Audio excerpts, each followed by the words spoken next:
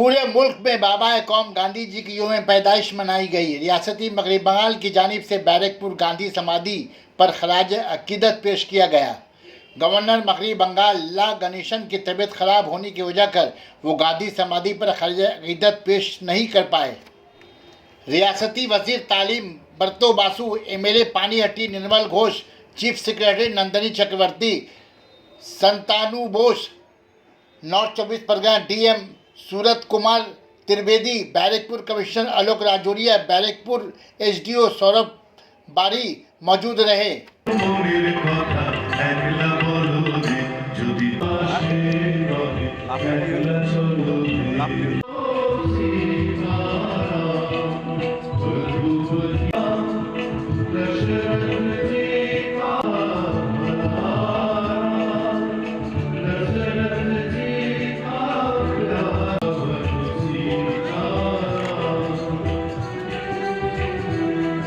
Sana Medical Hall.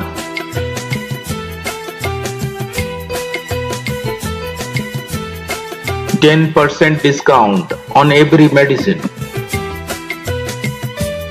Oxygen cylinder also available.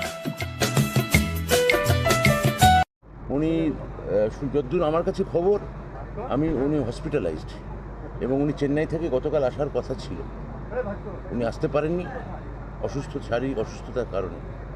ফলে আমি আর আমাদের বিধানসভা সম্মানীয় চিফ হুইপ আমরা এসে এটা রাজ্য সরকারের তরফ থেকে, মাননীয় মুখ্যমন্ত্রীর তরফ থেকে আমরা আমাদের যে গান্ধী জন্মবার্ষিকীতে আমাদের যে অনুষ্ঠান থাকে সেটা আমরা পালন করলাম।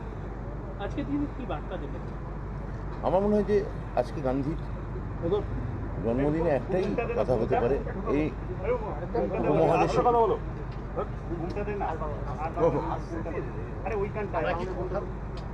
গান্ধীর মৃত্যুর এত বছর পরেও আজকে সারা পৃথিবীতে মহাত্মা গান্ধীর এই শুভ জন্ম জয়ন্তীতে একটাই কথা, মানুষ তার ধৈর্য হারাচ্ছে, মানুষ তার শৌর্য হারাচ্ছে।